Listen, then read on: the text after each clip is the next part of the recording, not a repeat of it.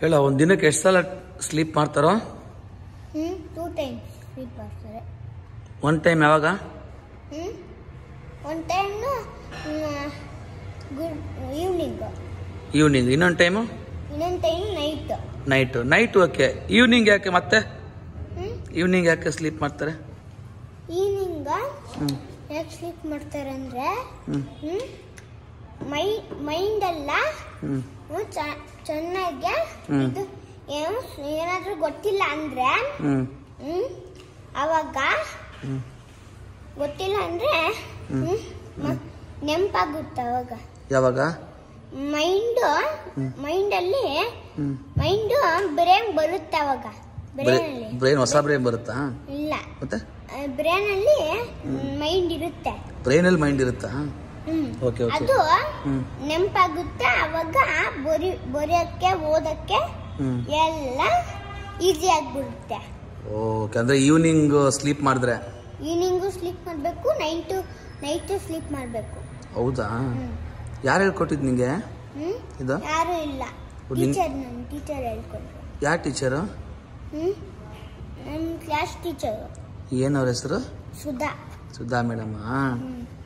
ಮಧ್ಯಾಹ್ನ ಸ್ಲೀಪ್ ಮಾಡಿದ್ರೆ ಇದೆಲ್ಲ ಬರುತ್ತೆ ಅಂದಿದಾರ. ನಾನು ಎಲ್ಲರಿಗೂ ಹೇಳ.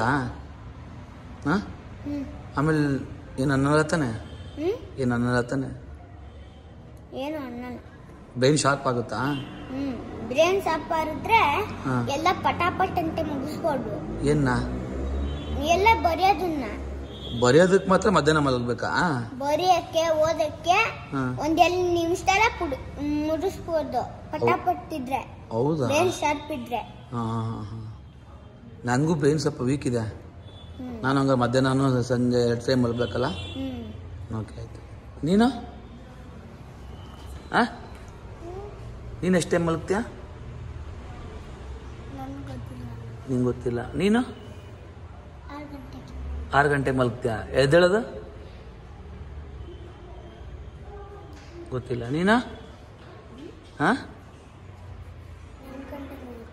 ಒಳ್ಳೇದಾಗ್ಲಿ. ಎಲ್ಲರಿಗೂ ಹೇಳಲ್ಲ ನಾನು 2 ಸಲ ಮಲಗಬೇಕು ಅಂತ. ಬ್ರೈನ್ ಶಾರ್ಪ್ ಆಗುತ್ತಲ್ಲ, ಚೆನ್ನಾಗಿ ಓಡುತ್ತಾ? ರನ್ನಿಂಗ್ ರೇಸ್ ಥರ ಸ್ಪೀಡಾಗಿ ಓಡುತ್ತಾ?